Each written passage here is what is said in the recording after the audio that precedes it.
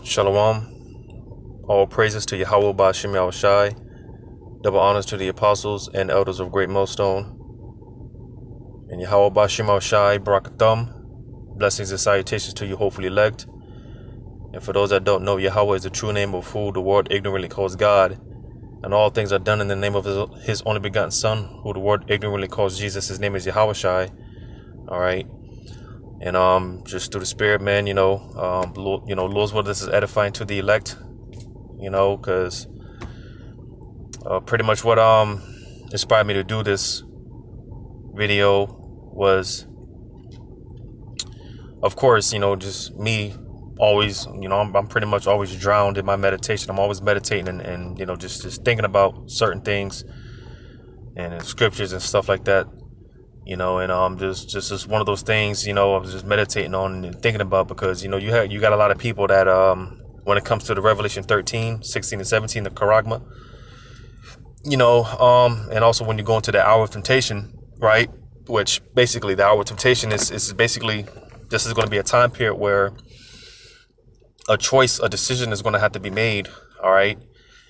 The ultimate triangle of faith, and that which, it's going to come down to, that charagma, when it's presented, when it's mandated, all right, and we're all going to be put in this position to where we're going to have to make a choice in taking this charagma or not, and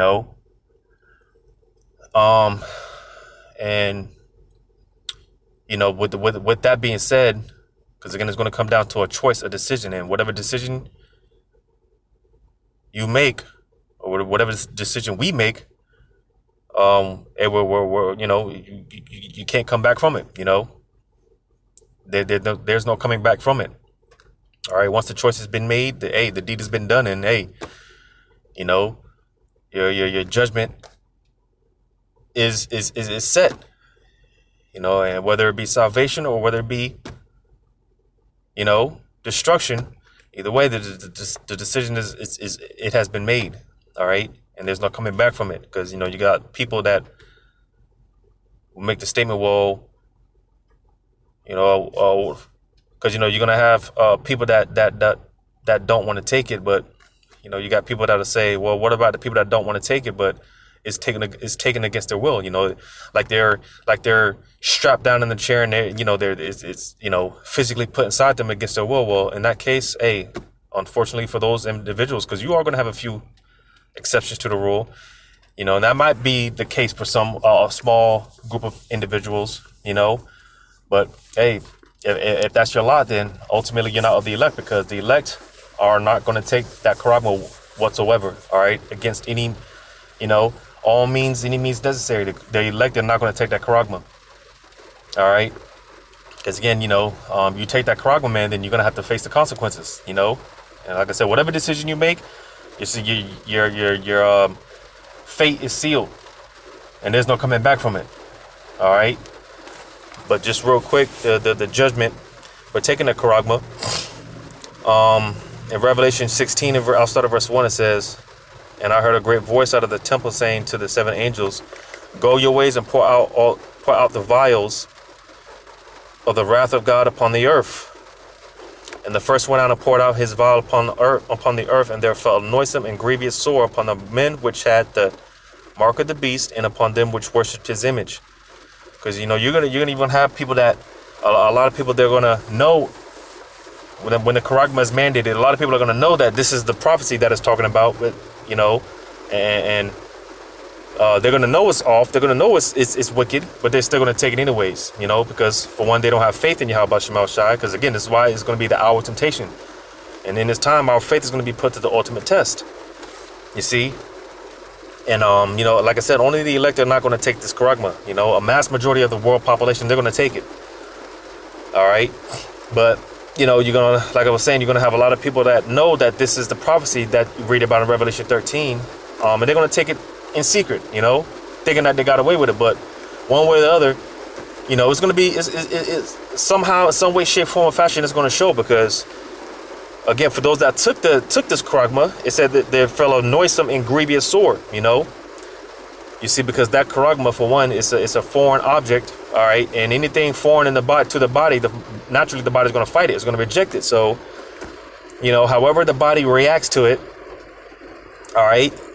Again, it's going to show whether it be in the form of, you could be bleeding from the pores nonstop, cancer,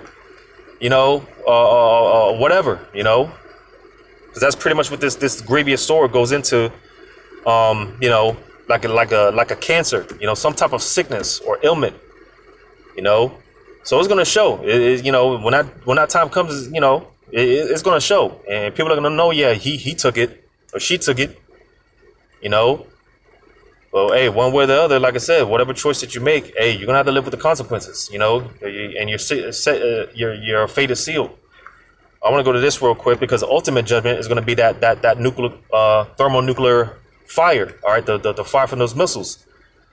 Right. I'm gonna read this in Revelation 15, starting at verse 1. It says, "And I saw another sign in heaven, great and marvelous, 7 angels having the 7 last plagues, for in them is filled the wrath of God. And I saw as it were a sea of glass mingled with fire." Now, John the Revelator, all right, he's seen himself in a chariot, because you see, when the missiles come, the elect are going to get beamed into the chariots, and they're going to be looking down, witnessing this destruction. So when John seen this, as well as the rest of the elect, matter of fact, I read it out. It says, "And them that had gotten the victory over the beast and over his image and over his mark," talking about the elect, because again, when it comes down to it, like I said, the elect, they're not going to take this. They're not going to take this charagma. All right. It says, "And over the number of his name, and stood on the sea of glass, having the harps of God." All right. So this sea of glass, when it said that, when I saw as it were a sea of glass mingled with fire, right? Because again, the elect, they're going to be in the chariot, the atmosphere, and they're going to be, which is the glass aspect. All right. And it said it was mingled with fire, because again, they're going to be seen witnessing the destruction, because the missiles are going to be hitting the different parts of the earth. All right.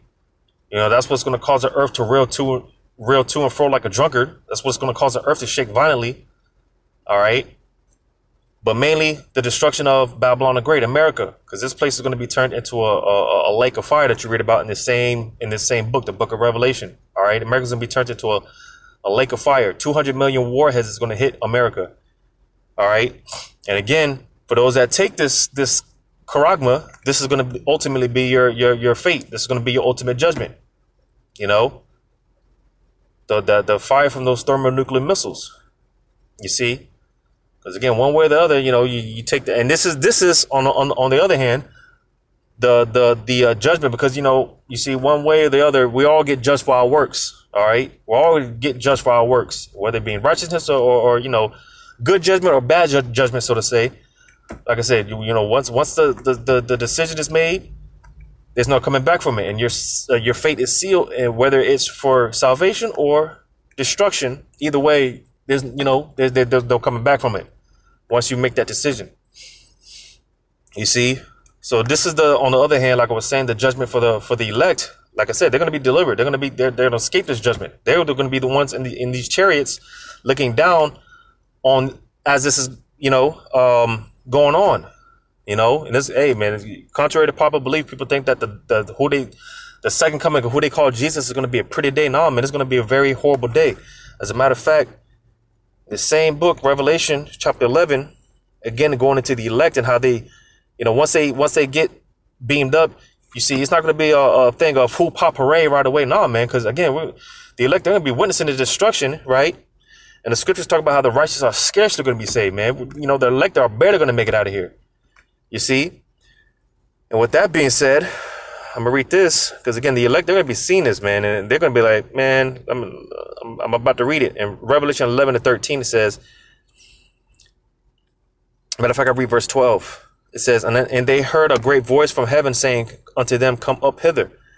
And they ascended up to heaven in a cloud, and their enemies beheld them. So you see, and you can link this with Revelation 18, right? Where it talks about how they you heard a great voice from heaven saying, come up hither, right? You can link that with Revelation chapter 18. I believe that's verse I think that's verse. I think that's verse 4, if I'm not mistaken. Yeah, Revelation 18:4.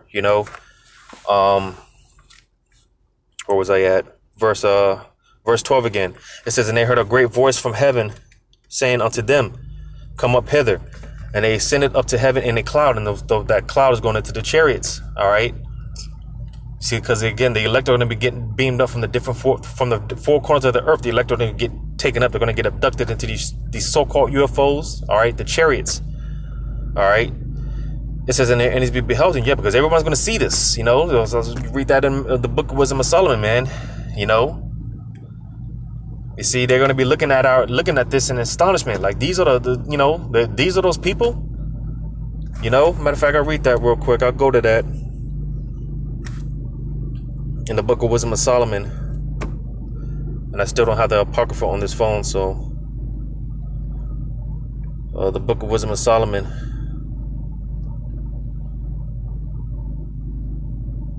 chapter 5.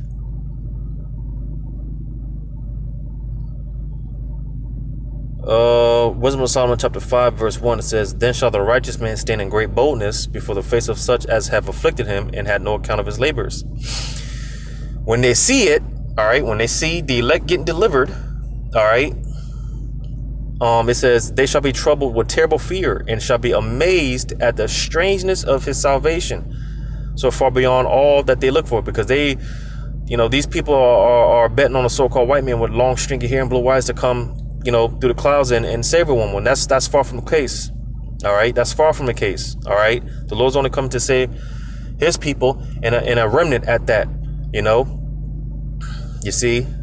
So it's far, beyond what these people, like I said, as far as the second coming of who they call Jesus, it's not going to be anything like that. All right. It's not going to be some glorious day. Some happy day where the Lord's going to come and sing kumbayas. No, man. When you read on back here in Revelation 11, it says, verse 13, and the same hour was there a great earthquake. All right. And like I said, the earthquake, from the violent shaking from because the missiles are going to be hitting, because those missiles, man, they weigh some tons, and the fact that you're going to have hundreds of thousands of these missiles hitting the earth, it's going to hit the earth with such force, it's going to cause the earth to shake violently, like I quoted, reeling to and fro like a drunkard.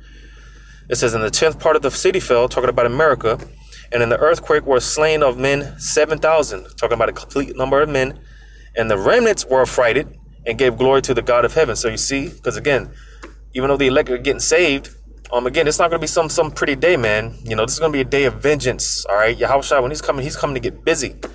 All right, and the elect, they're going to be seeing this. They're going to be witnessing the Lord, just wreaking havoc, man. It tells you in the book of Isaiah, man, the slain of the Lord shall be many. The Lord's going to kill a lot of people, man. So this is going to be a very terrible day, to the point where even those that get saved, the elect that get saved, are going to be affrighted. They're going to be scared. But nevertheless, the elect, through the spirit and power of Yahweh Shema Shai, all right, they're not going to take this charagma. So this is their fate. Salvation. All right. And to everyone else, it's going to be destruction, because like I said, one way or the other, whatever decision you make, whatever decision we make, we're going to have to live with it. There's no coming back from it. All right. And it was just reminding me of this in Matthew chapter 27, when Judas betrayed Yahushua. All right. He repented, but hey, there was no coming back from it. Judas, he made the decision, which was all set up in the spirit anyways, but it had to play out because this was the will of the Most High. But Judas, he made the decision to betray Yahushua, and hey, he repented. He felt like shit, but he made the decision. There was no coming back from it. So I'm going to read this here in Matthew 27, verse 1. It says, when the morning was come, all the chief priests and elders of the people took counsel against Yahushua to put him to death. And when they had bound him, they had led him away and delivered him to Pontius Pilate, the governor. Then Judas, which had betrayed him, when he saw that he was condemned, repented himself and brought again the 30 pieces of shekel to the chief priests and the elders. So after he already made the decision, after he already betrayed Yahushua, he repented. He felt like shit. Right, to the point where he even tried to return the money, that he got in return for betraying Yahushua. But when you read on, it says, saying, I have sinned in that I have betrayed the innocent blood. And they said, what is that to us? See thou to it. And when you read that in the NLT, I can't pull it up because, yeah, just, this thing be acting funny. But when you read this in the NLT, it says, on that last part, it says, what is that to us? See thou to that. They told him, the NLT, it says, why do we care? Hey, that's your problem. You see? And when you read on, it says, and he cast down the pieces of silver in the temple and departed and went and hanged himself. So, you see, this man, he felt like shit for betraying Yahushua, which he should. Like I said, he betrayed this innocent blood, but he had already made the decision and there was no coming back from it. Again, best believe he wept, he repented bitterly. He cried sorely about it, but there was no coming back from it. All right. And I'm going to go ahead and get this in Acts chapter 1, verse 18. It says, starting at verse 18, it says, now this man purchased a field with the reward of iniquity, and falling headlong, he burst asunder in the midst, and all his bowels gushed out. And it was known unto all the dwellers at Jerusalem, in so much as that field is called in the proper tongue Akeldama, that is to say, the field of blood. But the point was in verse 18, it says, now this man purchased a field with the reward of iniquity, and falling headlong to burst asunder in the midst, and all his bowels gushed out. All right.